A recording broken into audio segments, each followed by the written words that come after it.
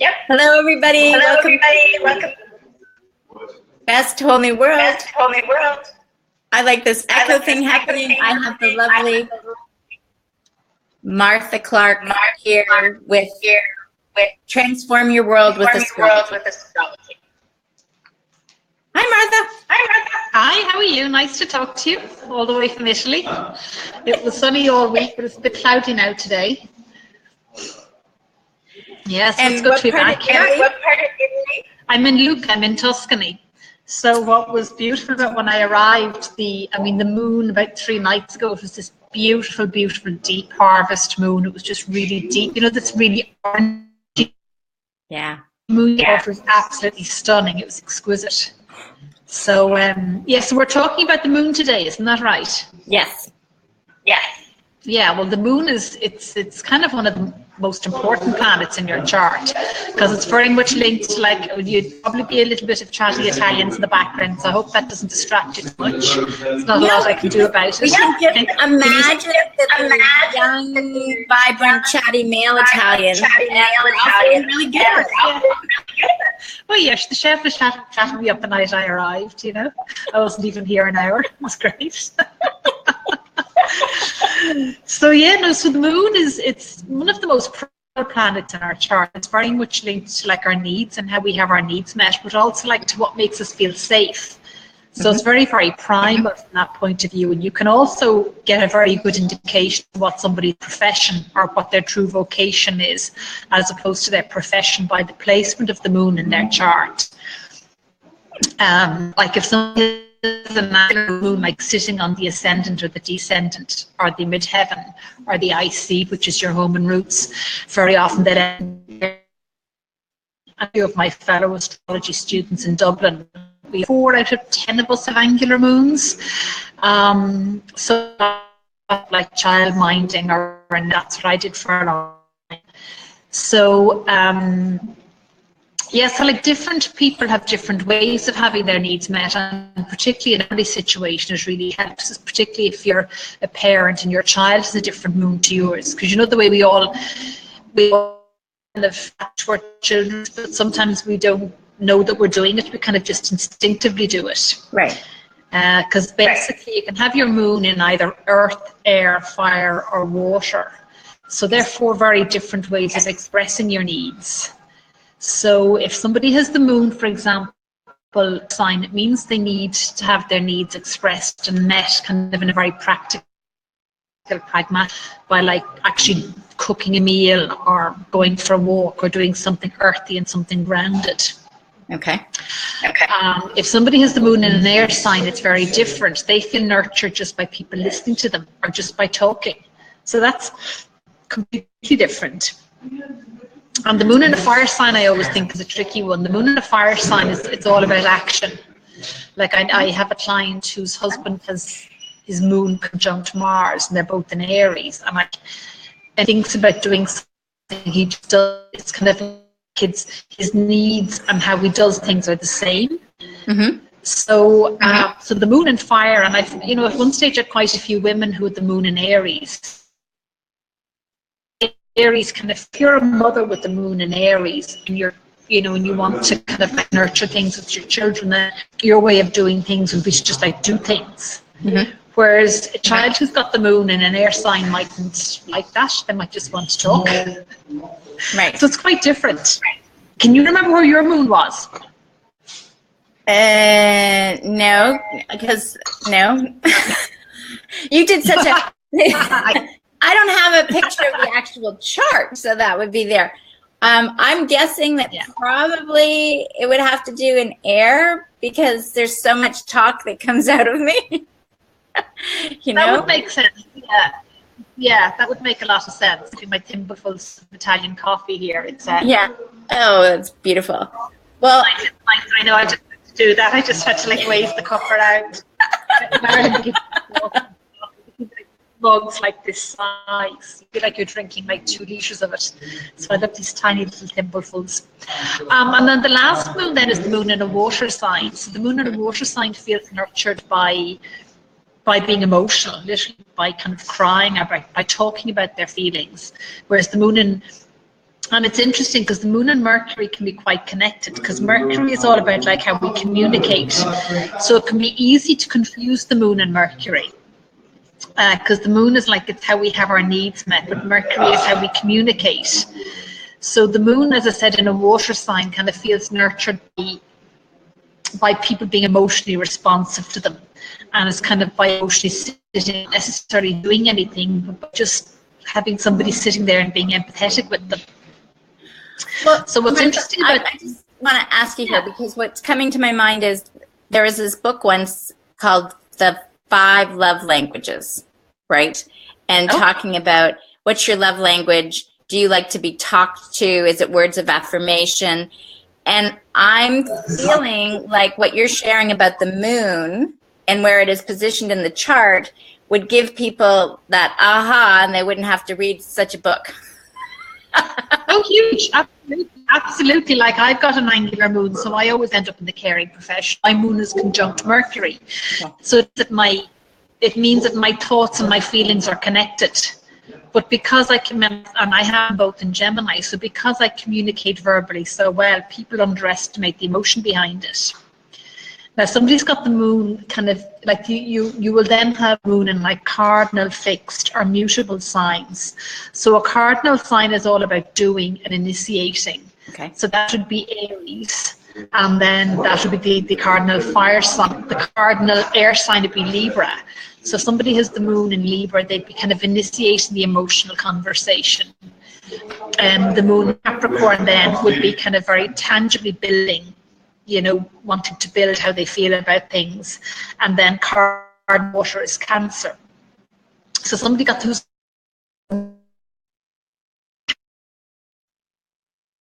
right. And so we'll just push out their energy is quite different. It's very internalized. Because people always think fixed energy is particularly fixed fire, which is Leo, that it's external because it's Leo, but it's not. So fixed energy is very internal. So that would be the water sign would be Scorpio, and then the air sign would be Aquarius, and then the earth sign is Taurus, and then the fire sign then is Leo. So the moon in Leo is very kind of internal about their emotions. They don't necessarily feel the need to express them that much. The moon in Scorpio is a tricky one. It's quite a misunderstood one. The moon in Scorpio is very much that somebody's got the moon in Scorpio, they expect to know how they feel without telling you how they feel. So that's like a hard one. They expect to know how they feel without telling you how they feel. That's a hard one. So, I mean, people with the moon in Scorpio make life so hard for themselves and they have no idea.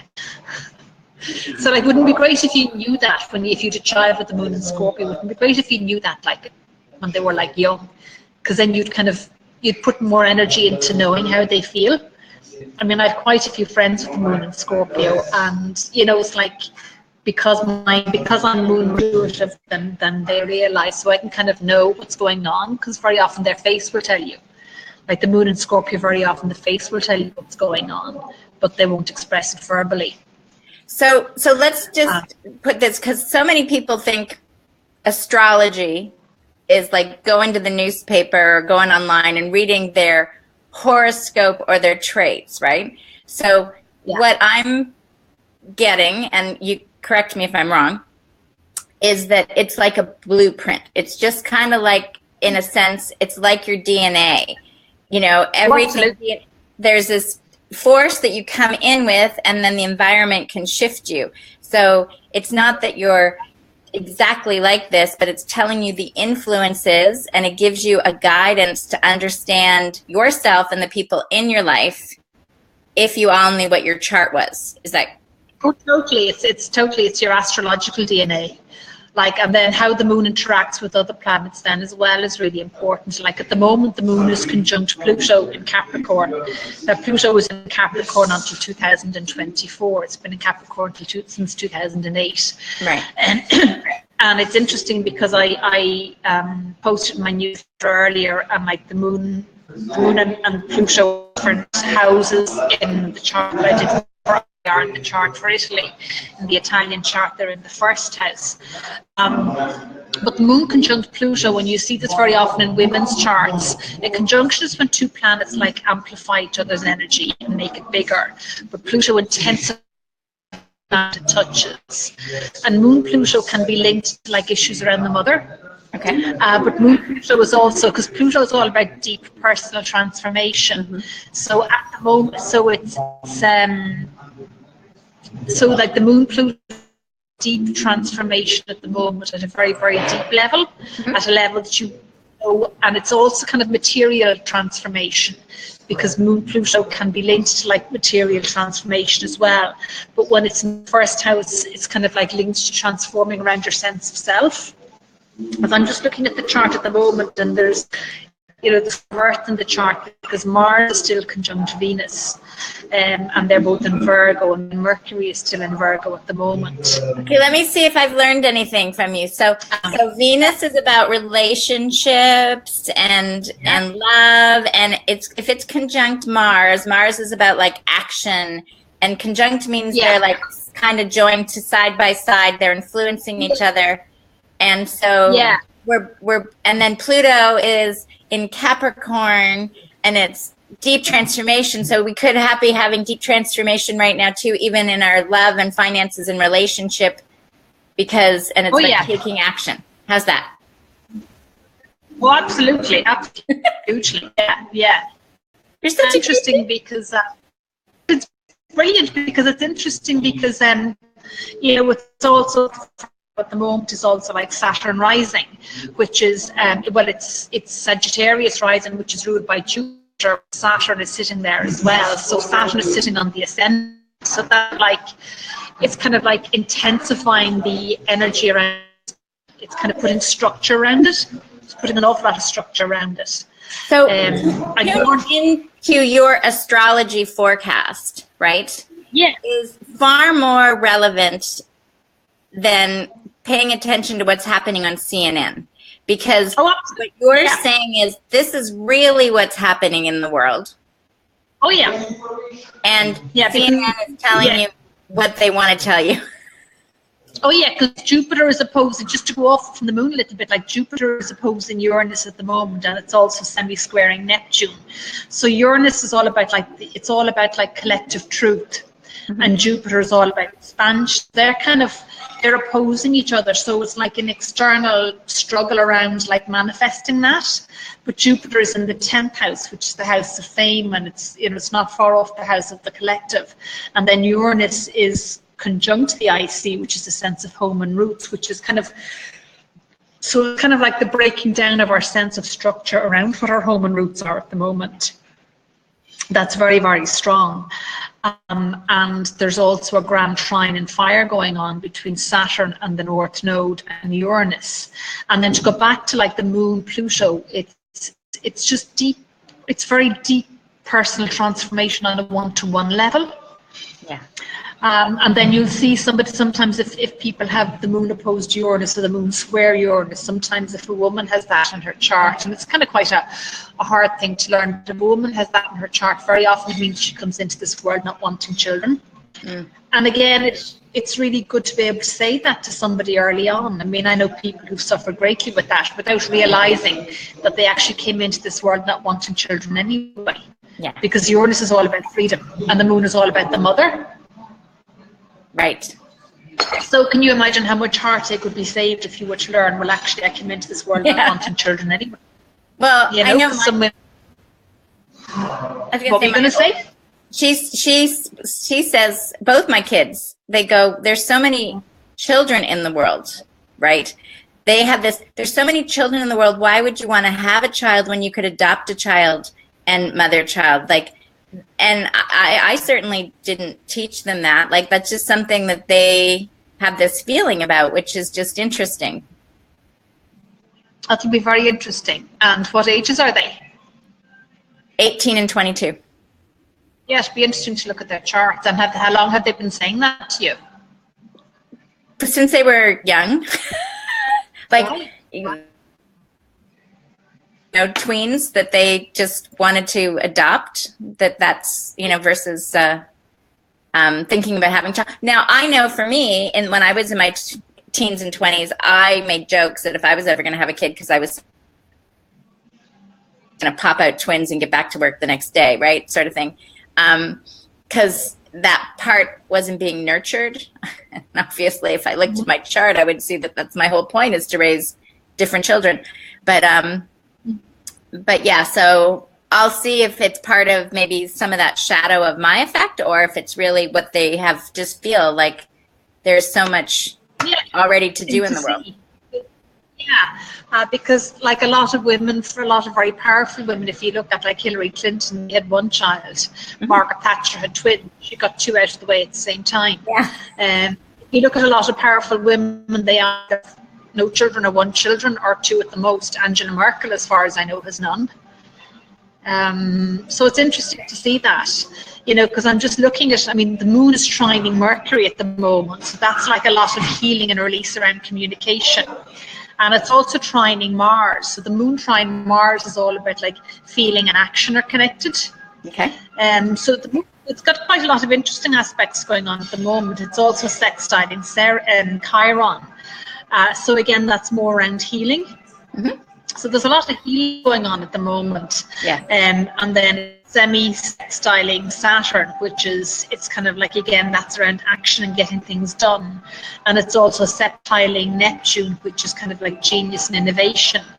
Like if somebody has the moon conjunct Neptune in their chart, you tend to find realistic. They have a lot of very, very high ideals. Right. Yeah, so like the moon in a water sign, like the moon, I think I was talking about the moon in Scorpio, is all about its internal emotions, kind of like this deep lake that never moves. So it's like expecting people to know how they feel. The moon in Pisces then is completely different. The moon in Pisces is like they want to like take care of the whole world. It's quite a hard one. Right. The moon in Pisces like intuitively knows what everybody else is feeling and like feels for everybody else without them necessarily wanting them to. That's kind of quite a hard one. And then the moon in Cancer, as I said, it's all about like expressing the emotion in a very emotional way and like letting it out.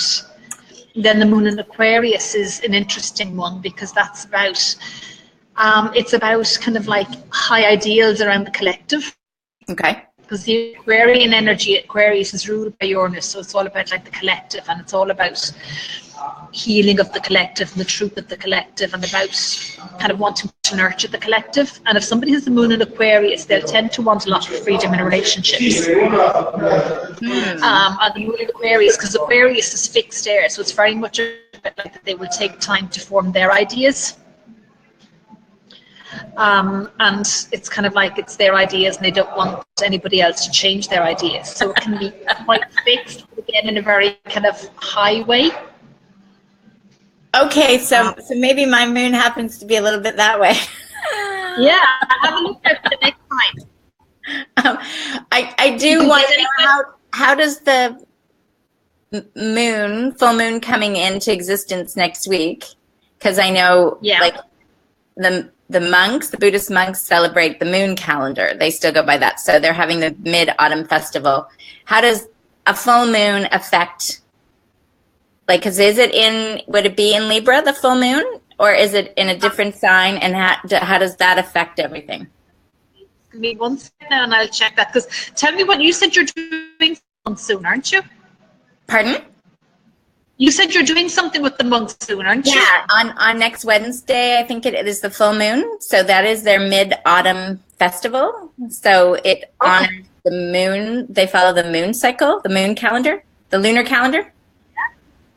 So I was there last year. So once a year they have it. And usually I remember seeing the moon, the same thing, like you're talking about, the harvest moon is huge. And it's this honoring of going, sort of, within in the point of time and the harvest, et cetera. And I was just wondering, how does that affect the charts overall, or does it really matter? Because so many people talk about just following the moon, like the new moon, the full moon. They're different parts of your cycle, but that is different than all the planets.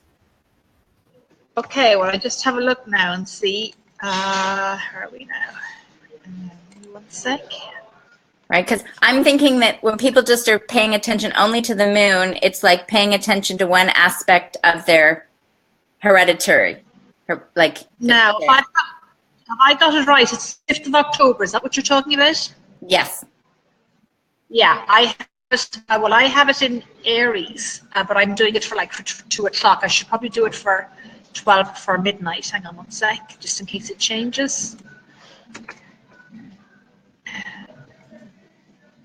Wouldn't it be Still cool? in Aries. Sorry? I said it would be so cool if people were trained up in this, like as a school subject instead of all the other stuff that is irrelevant. Yeah, well, what's interesting, like it's close enough, it'll be close enough conjunction with Uranus, which is interesting, because Uranus still opposing Pluto. It is actually, yes, you still have Uranus opposing Pluto, or sorry, Uranus opposing Jupiter, which is still like this push-pull between it, but you still have the grand trine and fire going on. So that's still the push-pull between expanding and then the collective truth at a very high level. Now the moon in Aries, as I said, it's very action driven. So like we'll hear in Luca, it'll be in the 11th house, which is the house of the collective.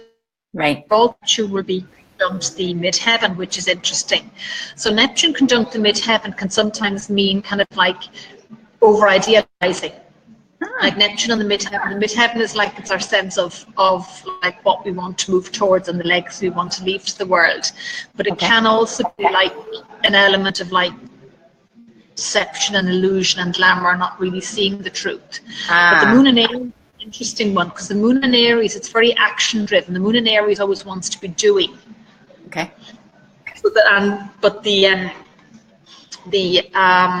chart will be the rising sign for the chart, actually, interestingly enough, is Cancer, which is ruled by them. So the chart ruler at the time of the full moon next week will be in Cancer, and that's in Luke. It might be different elsewhere in the world. Right. So the whole chart at the time of the full moon in Italy anyway next year, it's ruled by Cancer, which is ruled by the moon. So that's very interesting. I mean, how do you feel you're affected by the full moon when it happens to you? Well, it's shifted over the years, right? Years ago, I used to be wide awake, and I think we talked last time about having more lucid dreams. Oh, that's right, yeah. Now it just feels like I do more work sort of before or after, and it's being present to that it's a continuous stream of awesome light, like that. It's not like a super energy. It's just like wow, this is great. But I do notice animals for sure. Okay. That there is another level that sort of shows up. Okay. So that concept where people say, like in the hospitals, they book more staff and stuff on a full moon. That I mean, stuff like that. I always notice that on the full moon, the dogs are usually barking and howling more, and the cows are mooing or whatever. Yeah, well, what's interesting is next week the Jupiter will be in the 5th house, well, in Italy anyway, so that's all about like joy and creativity. And I'll be back here for that, so I look forward to telling you what's been happening in my life since then. Okay. Yeah, and then also in the 4th house will be very active because Mars is still conjunct Venus. And then the Sun is conjunct Mercury, and then that's in Libra. So like there'll be a lot of Libra energy next week, which will be kind of a bit of a release from the Virgo energy, because I always think the Virgo energy is very kind of like serious, and you have to do it in very, you got to do the job and you got to take the responsibilities, Where Jupiter in Libra, it's very expansive, it's very playful. And then, Neptune can be, it's as I said, it's like it's ideal, and Neptune then sitting there like it's very kind of high ideals, maybe very dreamy ideals, or else just like go to the bar and have a glass of wine or lots of wine.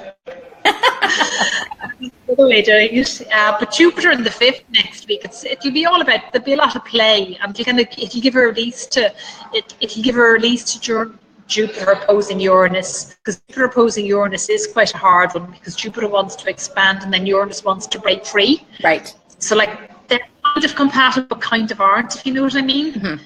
It's kind of a tough one. And then as I said, like the moon is ruling the chart now next week as well.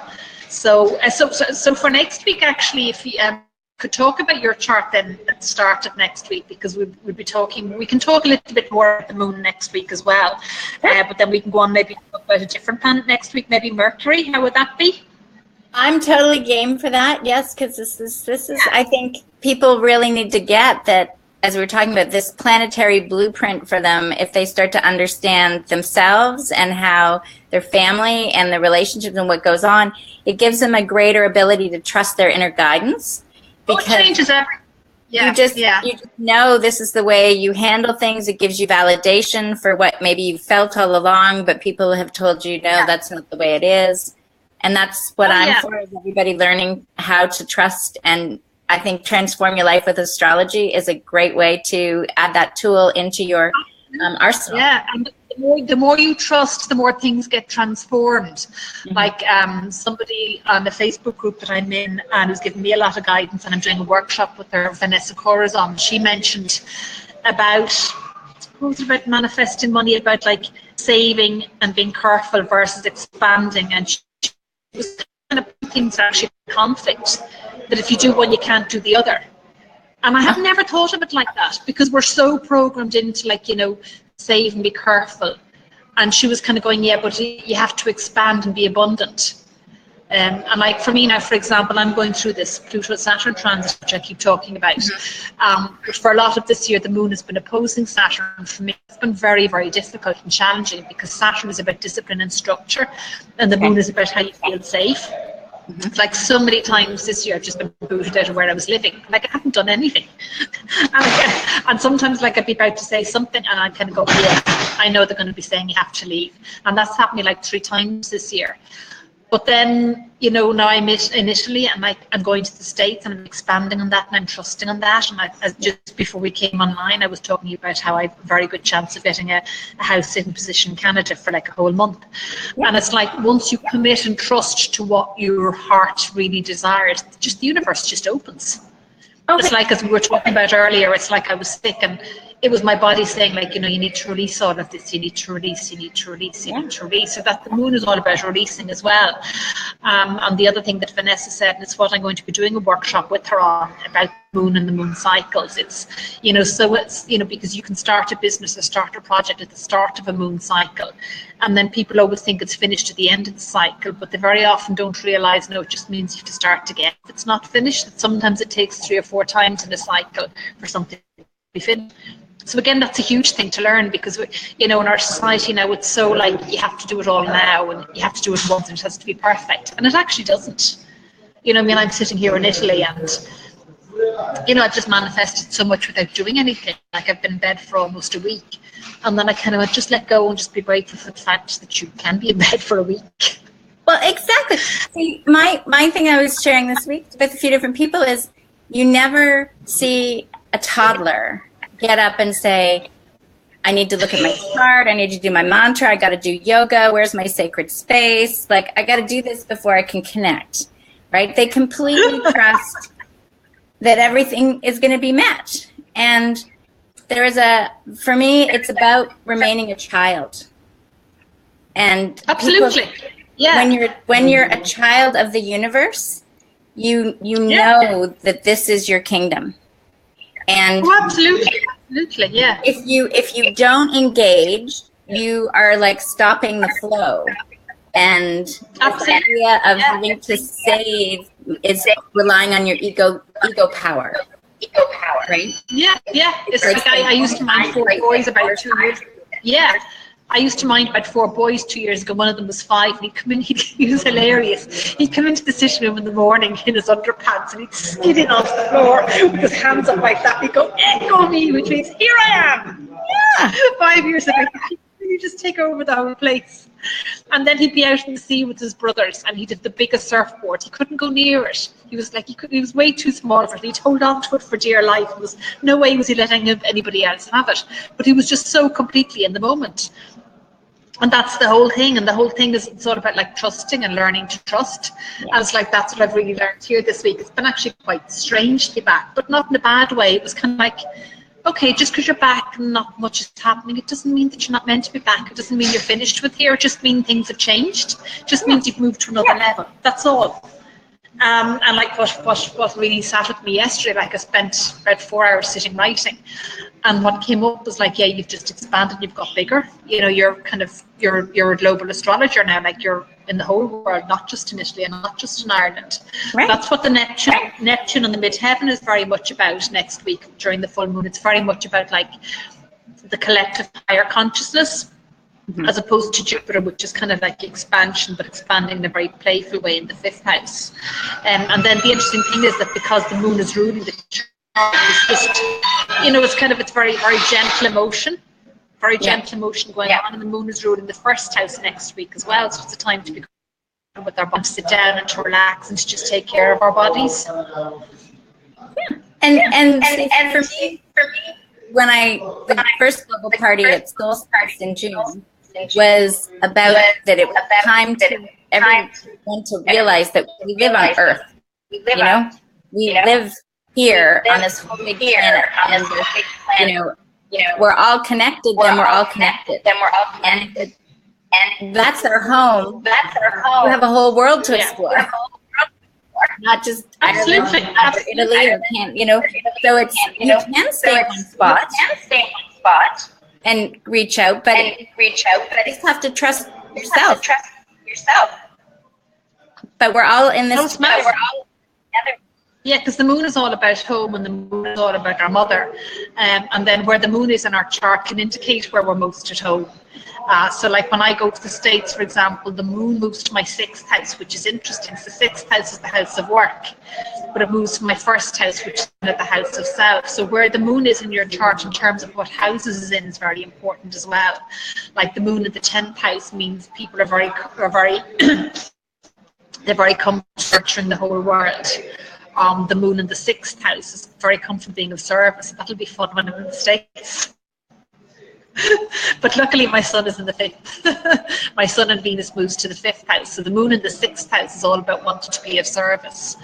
My daughter has the moon conjunct Venus in her chart in the 6th. So that's very much like your needs and your wants are the same. And like the desire to be of service is like really, really, really strong. And the moon in the 2nd house means that the moon rules your finances. It means that there'll always be a certain amount, of emotion involved with your finances.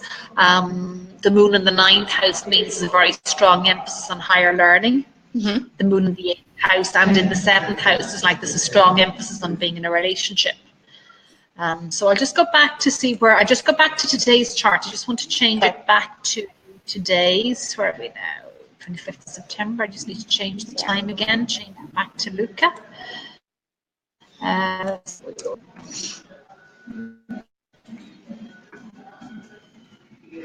So do you see a change in clients and in family around the time of the full?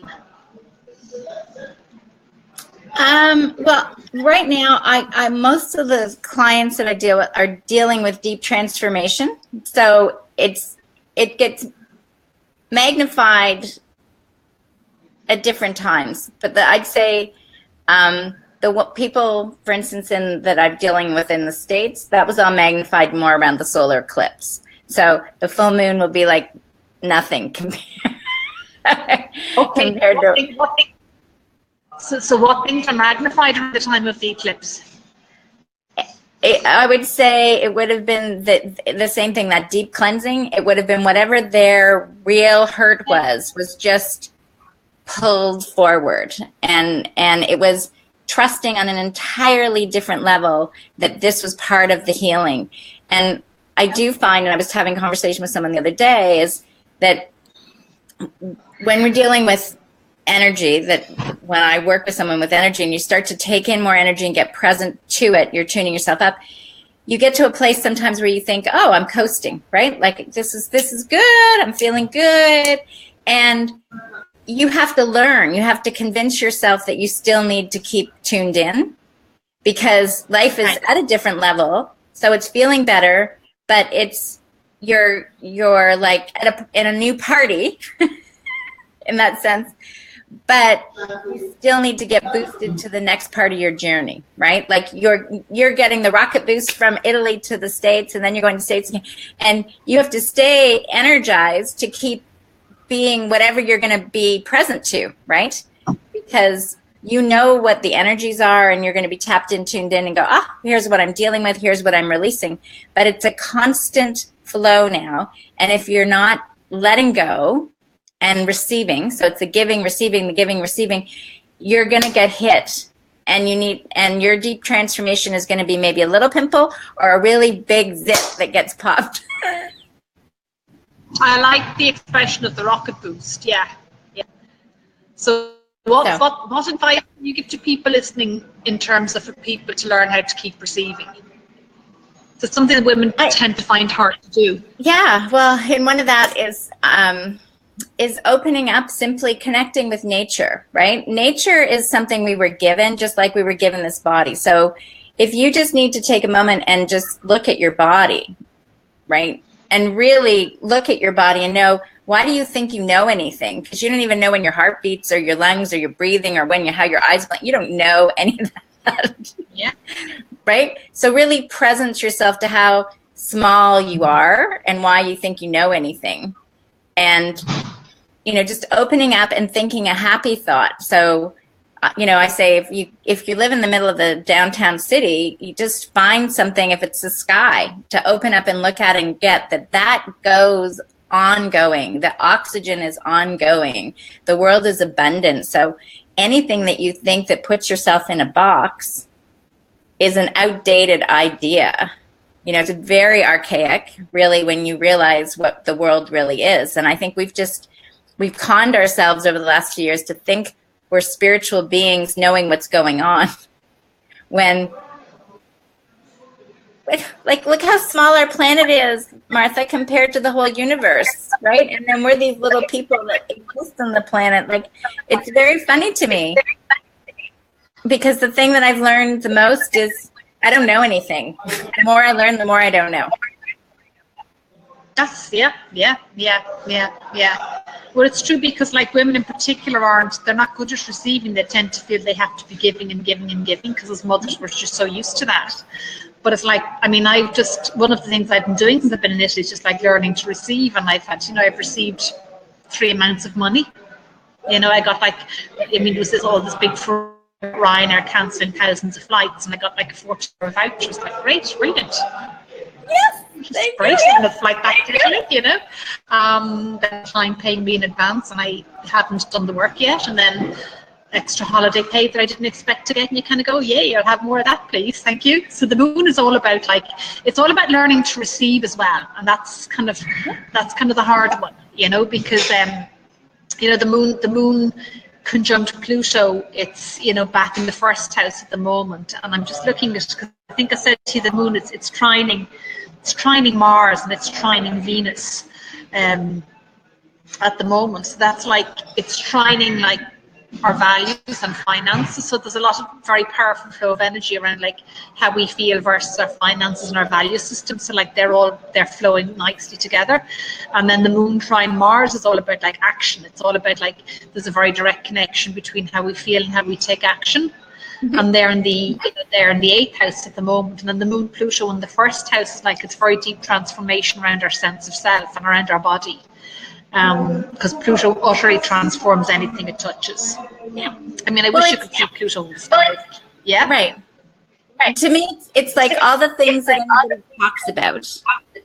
Yeah, right, and what we believe. Yeah, it's time to say, are you acting? Oh, absolutely, totally. Are you really being what we're talking about, or are you just talking about it? And I think the universe is lined up now to bring us into alignment with, and that's really what it's about. So go with the flow. You're going to realize you're releasing, Just like you were this week, you were releasing stuff, and now you're going to be on a new adventure, and then you release, and it's an experience, right? Yeah. Foot in a mud puddle.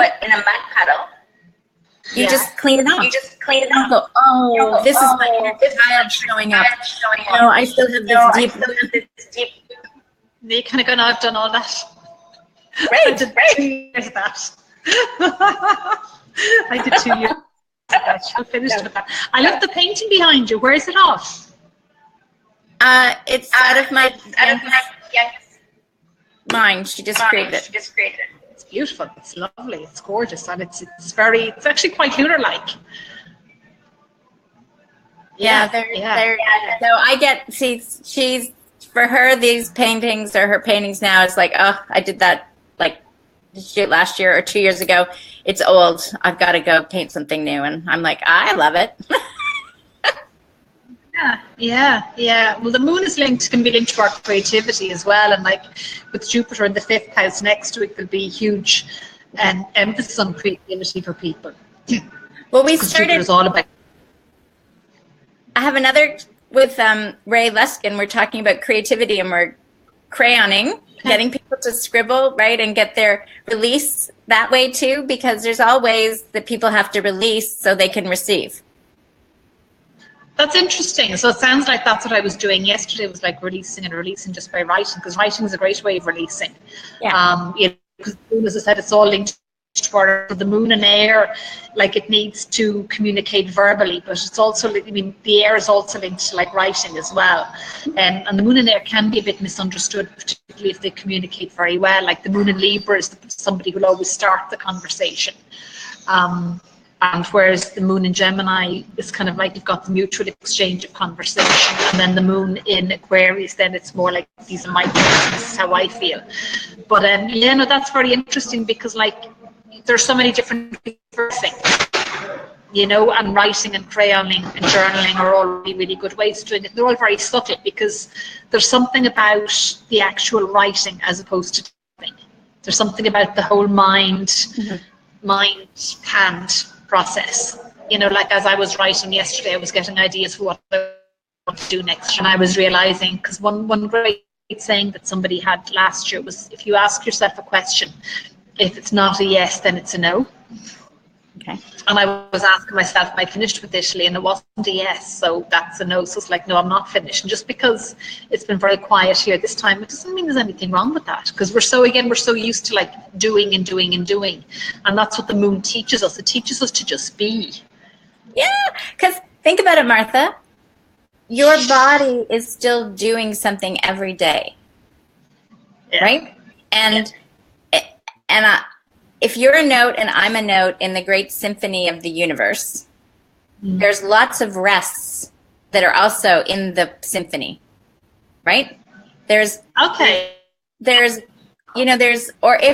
at the other analogy is if we're actors in a play. Sometimes you've got the starring role. Sometimes you don't even get to go on stage. You're like an extra, right?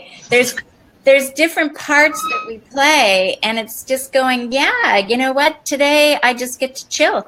Like before the global party, this last one, the day before, I had this huge guidance that I had to go to the beach and spend some time. And it wasn't so much just going in the ocean. It was like I was burying myself in the sand.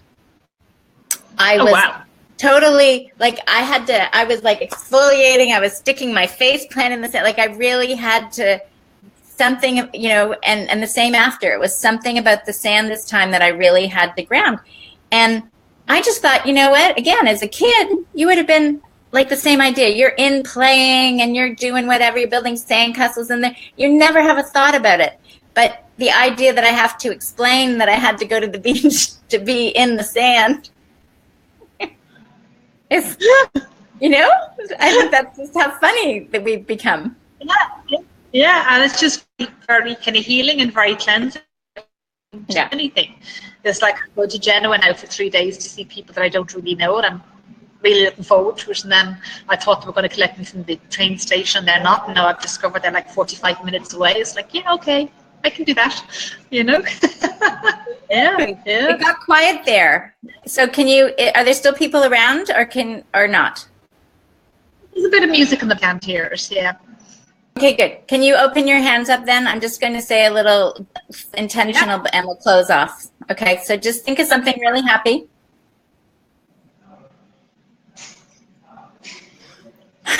And I'm just asking for everybody here that's with us, listening now or later on the recording, that we are completely intertwined and interconnected in this unified field, this divine connection of source, God, cosmic consciousness, divine intelligence, whatever name you give it.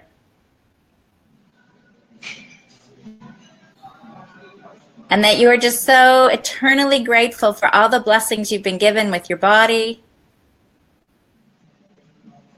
with every aspect of this life that you've encountered, and all that has been prepared for you, that you just acknowledge and be open to receiving.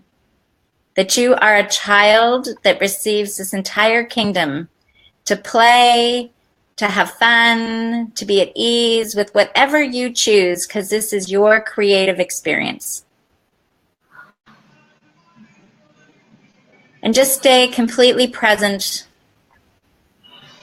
to this feeling of awe that this is your life, your heart's desires are coming true, and you are living and on the journey to your best whole new world. Thank you. That was beautiful. Did you feel anything over there? Wow, yeah. Great excitement. Okay, so take your hands to your heart. And just know that we are just ready, recharged. We've got our transforming our life with astrology, and we're dealing with energy here, and we're all onto a new path today. So thank you for being with us, and I look forward to more next week. Yes, same time next week, same place. Probably I'll be back in Luca. I'll tell you all about what happened. Okay, lots of love to everybody. Okay, bye.